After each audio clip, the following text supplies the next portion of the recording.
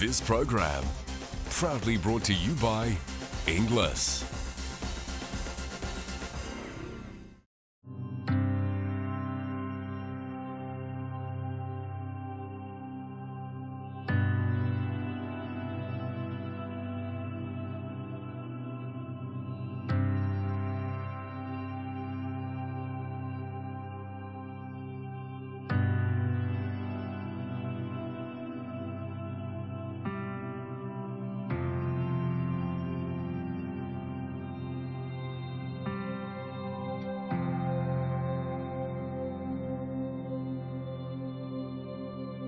But centre of the lane does it again. An emphatic victory in the TJ. Nature Strip with a devastating performance won the Classic.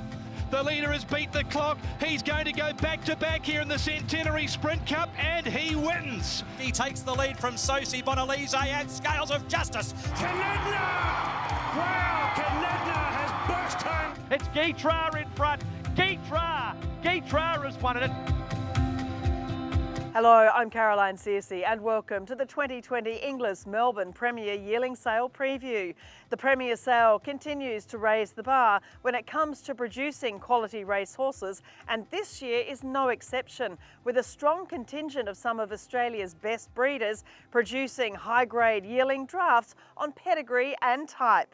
We'll visit some regular preview drafts such as Blue Gum Farm, who year in year out produce more generations of group winners from their broodmare band, firmly established Victorian farm Sunstud, welcoming the first of the exciting Palentinos, and some new drafts from Michael Christian's Longwood Thoroughbred Farm, Michael and Anne Flannery's Springmount Thoroughbreds, and Daniel Brash's new farm with the traditional name Colin Grove. So sit back, get your catalogue or iPad and pick out the yearlings you'd like to buy from the 2020 Inglis Melbourne Premier Yearling Sale.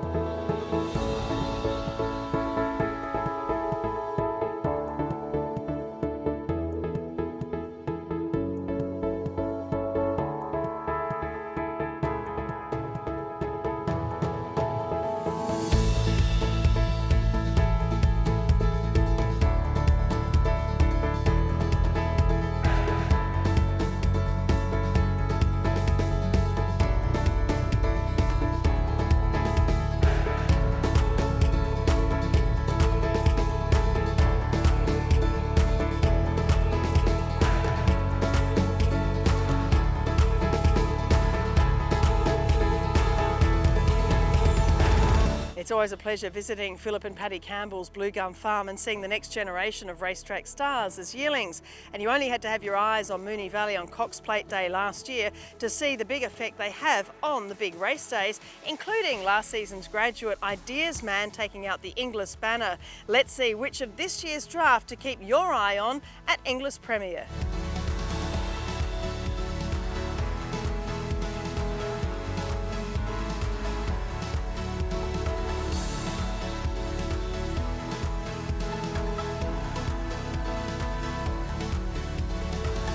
Blue Gum Farm, you again have had a fabulous year producing some wonderful stakes performers, and we're seeing a lot of farms that are trading their mares. They buy them, they sell them in foal, but you're really trying to breed a dynasty through your female lines, and it's really working. We are doing that to a certain extent, Caroline, and look, we buy mares in every year as well, and if the mares don't perform, well then they've got to be moved on, and we bring new mares into our broodmare band each year. But it's really pleasing to see those girls that have been with us for a little while continue to do the job, and as you say, this year's been a really fun year for us to be sitting here watching our progeny perform on the racetrack. Yeah, I mean, Cox Plate Day was sensational. You had obviously Ideas Man, La Filet Sartorial Splendour, who's a half-brother to one of the yearlings we're about to see, all winning stake or group races at Moonee Valley on Cox Plate Day, and you had Goldfields with a stakes double in Melbourne last spring.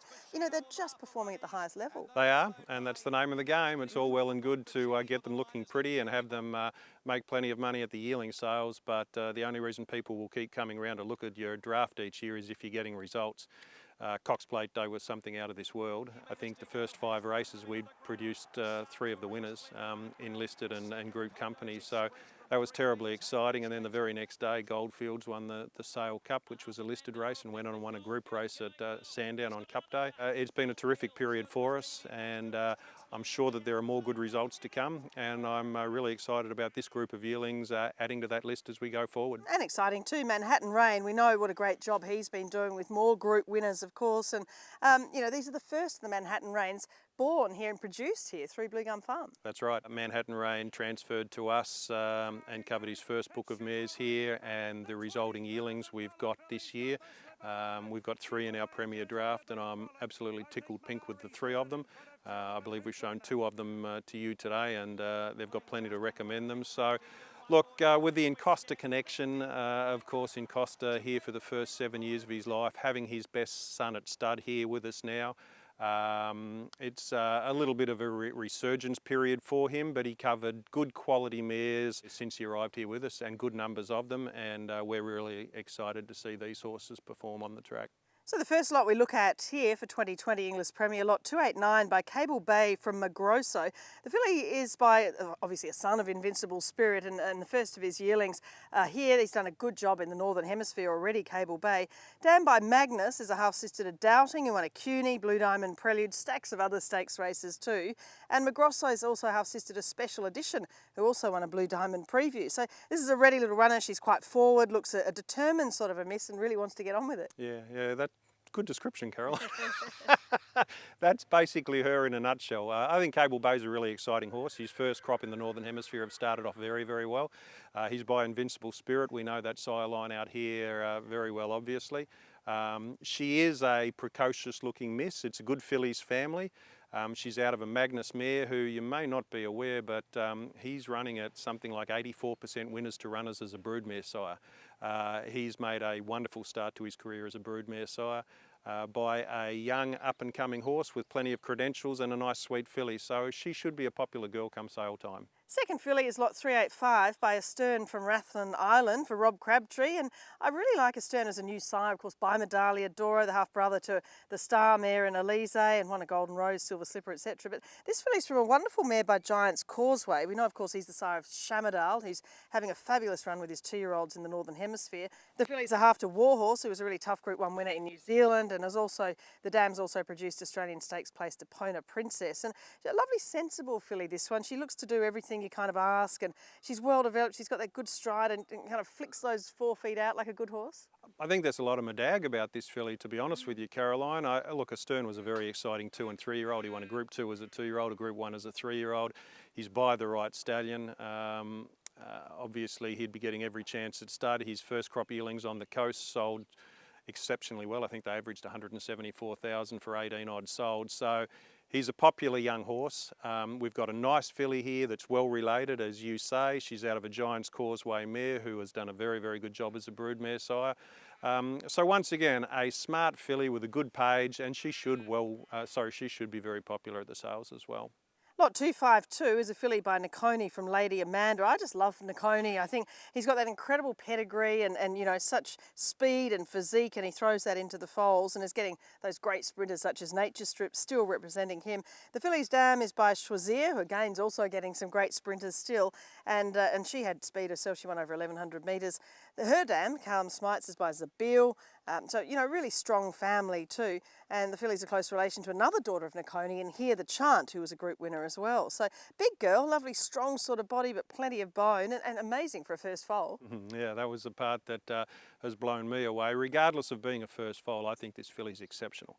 Why wouldn't you like Niconi? 74% winners to runners. They are speed horses who train on.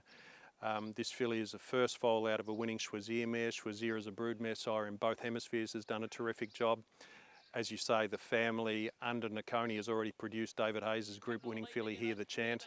We were lucky enough to work with a filly called Alingi as a yearling here at this farm, and this filly reminds me a lot of Alingi. She is posting similar numbers to Fontaton at the same stage. I just think she's outstanding. As a physical specimen, I couldn't be happier with her, and she's been like that since day one. Very, very excited about this filly. Lot 356 by Manhattan Rain from Personal Ensign. This filly, you know, is part of a family I just love year after year, coming back here to Blue Gum and seeing this family develop from the SA Group to win a Golden Prayer, went to your own Rancho Ruler, who was a star sprinter. You know, then you've got Fontaton, of course, she threw, the star 2-year-old and onwards. And then more recently, Sartorial Splendour winning the Australia Stakes. I mean, Rubiton's in there as well. And now, of course, you've mixed in the Encosta de Largo, through your own sire in Manhattan Rain, the half-brother to Redute's Choice. I mean, the pedigree's great, and she's just a neat running sort of filly, isn't she? There's only 4 fillies in this P1 catalogue that are half relations to 2 group winners, and she's one of them. She's by a terrific sire of fillies. You know, is she another She Will Reign, a Jamaican Rain, Scarlet Rain, Wild Rain? I mean, he's been a wonderful producer of fillies. As I say, this filly's a half to 2 group winners. I think Fontaton was an outstanding 2-year-old. She had some problems with her feet, which I believe stopped her from showing her true ability, but she was a ripper. Sartorial Splendour is doing wonderful things for John Sadler. His win on Cox Plate Day was terrific, and there's more in store for him. The Elvstrom half-sister to this filly had her first foal sell at Premier last year, and she was a top-price filly at the sale, Brazen Bow filly that made $420,000 and is now in the stable of Mick Price for Yearling. So much to recommend this filly. She's a real sweetie. She's very feminine, but she's got size, she's got strength, she moves along well, and she's got such great residual value. Very proud of her. First at the Colts, lot 227 by Snitzel from Jester Jingle. Well, we know, of course, Snitzel, a triple champion Australian sire. Fabulous to see all his yearlings this year. From a Lonro mare who won twice and is a half-sister to Jukebox. So that makes, of course, this boy a 3/4 brother to Jukebox, who won the Inglis banner, went on to win the good Colts race, the Vane Stakes, and placed in stacks of other group contests. This is Jester Jingle's first foal. It's just a lovely, lovely cross. You know, you see the Lonro, the lovely black sort of colour, but the good action, it's sensible sort of colt with you know, just a good sort of temperament too. It's great when you've got a good page and you've got a good individual, isn't it? He's a wonderful first foal. He's not too big, he's just a nice size. He's got good length, he's got good strength. What I really like about this fellow, Caroline, is that you look at the catalogue, and as far as Schnitzels and 2-year-olds go, this fellow comes from a family that is renowned for throwing up 2-year-olds that train on. You mentioned Jukebox, he came from this farm, and he was an undefeated 2-year-old who went on and won group races as a 3-year-old. The Colts Grand Dam Jestertune was a wonderful 2-year-old in Perth. She came over here and was placed at group level as a 3-year-old, and even old It's a Him. I mean, what a marvellous old warhorse he was. He was winning at 2 and still winning Group 1 races as an older horse. So they perform at 2, they train on. Snitzel is just going wonderfully well again. He's got all those good sire sons at stud. Seamus Award's doing a wonderful job, and so many good prospects coming up. This fellow's got a stallion's pedigree. He's got a wonderful racehorse's physique. A lot of boxes ticked. Lot 349, this colt's by Piero from Past the Parcel. We know, of course, Piero is such a star sire these days as a champion 2-year-old and now a great influence on our classic winners. The dam by More Than Ready, we know Fabulous Sire, Fabulous Broodmare Sire, and she actually won twice over sprint trip. She's already left Group Place Express Post by Wandjina. So it's a So Gorgeous Sterling City family going back to Denise's Joy. The half-brother Express Pass looks really promising, and he's a great colt. He's got that big barrel, plenty of lung capacity in there, and these are the walks I really love seeing in a yearling. Well, Piero's done an amazing job. I mean, he's only 10 for crying out loud. And look at the record he's assembled. You know, he's such a wonderful 2-year-old himself, but he's getting horses that stretch out and are winning over the classic distance. This fellow gives me the impression that he's going to be up and about over a shorter course than that. He's got a good, strong front end on him, a good back end, as you say. He gets along like a cat. I like the connection of Lonro back over the female family, Kementari being the example there. More Than Ready as a broodmare sire you touched on. Express Pass is a pretty fair horse in the Nick Ryan stable. He ran 3rd, first up as a 2-year-old in the Redute's Choice. He was a huge run from the back of the field. He's placed in the Danehill. Yeah, look, this is a really nice colt by a very, very good stallion. I think he's fighting out top of the table position at the moment with Vinny. Good female family behind him. I'm glad you liked him because I was keen to put him in front of you. I think he's a great mover with a good page, and I'm pretty confident that he'll be well sought after down there. Lot 486, Manhattan Rain from Test of the Water colt, again by the sire of the slipper winner She Will Reign, Manhattan Rain from a Test of Rossa mare, who's had 3 to race for 3 winners. And this fellow's a close relation to a multiple stakes winner and now sire, of course, in Rich Enough. Just all power. What an impressive colt he is. He is an impressive colt. Just continues to go in the right direction, a real positive mover. Look, he's a half-brother to 3 winners. He's out of a Testarossa mare, so you've got Vow and Declare and Global Glamour and the likes out of Testarossa mares. He's closely related to Rich Enough. He's got a page, but he's just such a great type.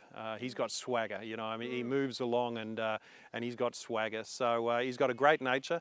He stands over plenty of ground. He's big and strong, and he's got that wonderful dark colour. I think he's a really impressive colt, and I thought he was one that was definitely warranted of putting in front of you. Lot 395, the final colt by Dundeel from Rhyme. Now we know Dundeel, a fabulous champion racehorse by High Chaparral, now with stars of his own such as Castelvecchio, placed in a Cox Plate, Group 1 winning 2-year-old. The dams by your former breed shaper and Costa de Lago's a half-brother to Just Mambo, who won the Group 2 Far Lap Stakes. And wow, what a stunner. He just got so much Dundeel about him, but they can often be narrower, but he's just so strong, isn't he? He's got so much sort of strength and power around him and nice length of rein, and he's a really handsome dude too. He is. He's a real aristocrat. That classic sort of European 3-year-old type for mine. Magnificent head, great length, plenty big enough, and as you say, a real nice, strong, developing colt. Look, Dundeel's doing a wonderful job. You mentioned Castelvecchio. I mean, Super Seth has come back as good as ever after winning the Guineas in the spring. Your Deal was a wonderful, wonderful 2-year-old over in New Zealand. I mean, he's doing a wonderful job. The colts are probably more to the fore than the fillies, and here we've got a really good-looking colt. In Costa de Lago as a broodmare sire, needs no introduction. I think this is a really exciting colt. Nice, big, stretchy, scopy sort. I think he'll make into a beautiful back-end 2-year-old and beyond. And yeah, excited to follow his progress on the track. And of course, Blue Gum Farm and yourself and your family, you're a real mainstay, I guess, of the Victorian breeding industry. How do you see this sale going? I mean, obviously Inglis are doing a lot of work to attract the buyers. You know, there's a question whether, you know, how many, you know, Asian buyers may or may not be here, but, you know, they always do a good job trying to get, you know, whether it be people from other states or from, you know, overseas and other areas. How do you see this sale, you know? Well, look, I know that they'll be, you know, not leaving any stone unturned to get folks to the sale. I think they promote the sale very well. They look after both the buying bench and the vendors very, very well. Their new complex out at Oaklands Junction is just fantastic. Really enjoyed the sale last year, and I think all of us as vendors enjoyed the sale, and it would appear to me that the buying bench were very, very happy with what was catalogued. The sale, I thought, was very, very successful. Look, this catalogue looks fantastic. Why wouldn't it be any different? I think if there are enough nice types there, there'll definitely be plenty of money there, and those nice types will find good homes at good prices. We can't ask for any more than that, and I think the recipe is a very, very good one. It's proven to be successful in the past, and I can't see why it won't be successful again this year.